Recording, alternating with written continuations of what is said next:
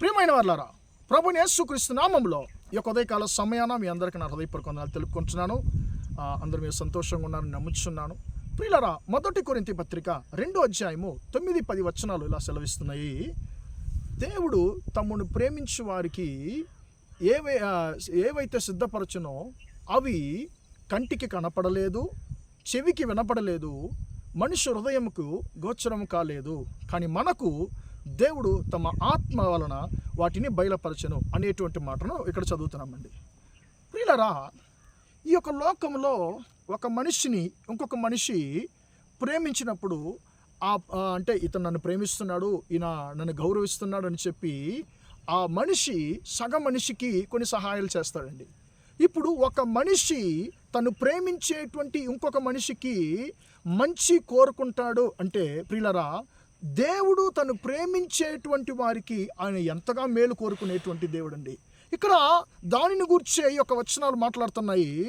దేవుణ్ణి ఎవరైతే ప్రేమిస్తున్నారో వారికి దేవుడు సిద్ధపరచినటువంటి శ్రేష్టమైనటువంటి ఆశీర్వాదాలను మనిషి కళ్ళు చూడలేదు, మనుషుల యొక్క చెవులు వినలేదు, మనిషి యొక్క హృదయంకు అవి గోచరం కాలేదు అనేటువంటి మాటను ఇక్కడ చూస్తున్నామండి.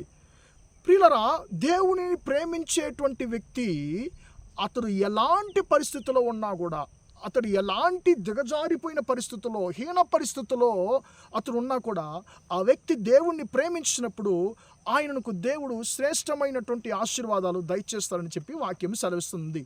ఉదాహరణకి మనము దావీదు భక్తుడు మనం చూసినట్లయితే ప్రియులారా, దావీదు భక్తుడు దేవుణ్ణి ఎక్కువగా ఆయన ప్రేమించినటువంటి ఒక వ్యక్తిగా ఉన్నాడు. కీర్తన గ్రంథము 18వ కీర్తన 1వ వచనంలోనే ఆయన అంటున్నాడు, అయ్యా నేను నిన్ను ప్రేమిస్తున్నాను అని చెప్పి ఆయన దేవుని వైపు చూసి అనేటువంటి దాన్ని మనం చూస్తున్నామండి. దావీదు భక్తుడు దేవుని ఎక్కువగా ప్రేమించినటువంటి ఒక వ్యక్తి. ఆయన సంతోషంగా ఉన్నా దేవుణ్ణి స్తుతిస్తాడు, దుఃఖంగా ఉన్నా దేవుని స్తుతిస్తాడు, ఆయన జీవితంలో మోసం కలిగినా దేవుని స్తుతిస్తాడు. ప్రియులారా, అలాగా దేవుని స్తుతించడానికి కారణం ఏంటంటే దేవుని మీద దావీదుకు ఉన్నటువంటి ప్రేమ.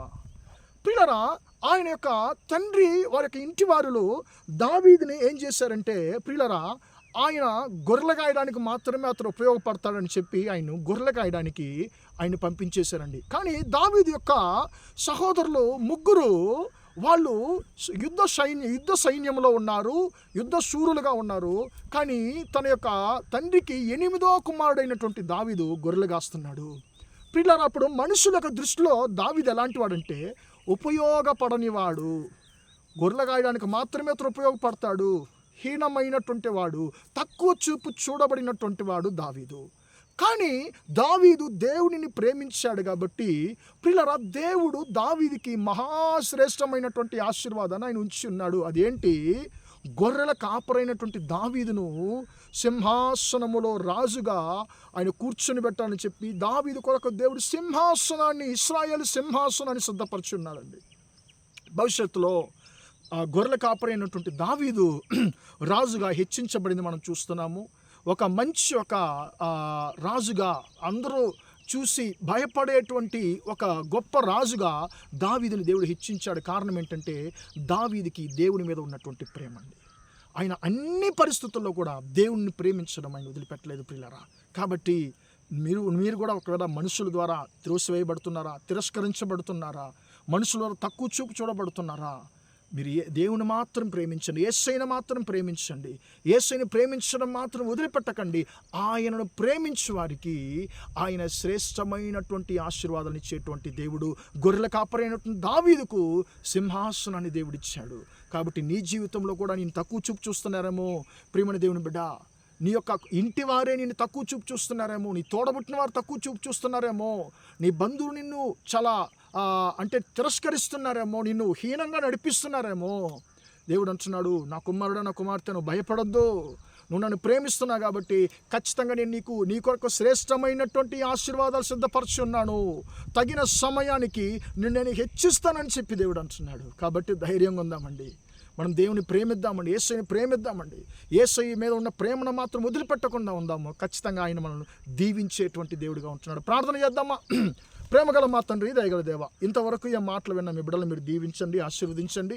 దేవుడు తను ప్రేమించు వారికి ఏవైతే సిద్ధపరచునో అవి కంటికి కనపడలేదు, చెవుకు వినపడలేదు, మనుషుల హృదయానికి గోచరం కాలేదనే మాట ప్రకారం తండ్రి యేసయ్యా స్తోత్రం. మీరు మా కొరకు సిద్ధపరచినటువంటి, నిన్ను ప్రేమించే వారి కొరకు సిద్ధపరచినటువంటి తండ్రి ఆశీర్వాదాలు అతి శ్రేష్టమైనవని చెప్పి తండ్రి దావీదు జీవితం ద్వారా మేము తెలుసుకుంటున్నాము.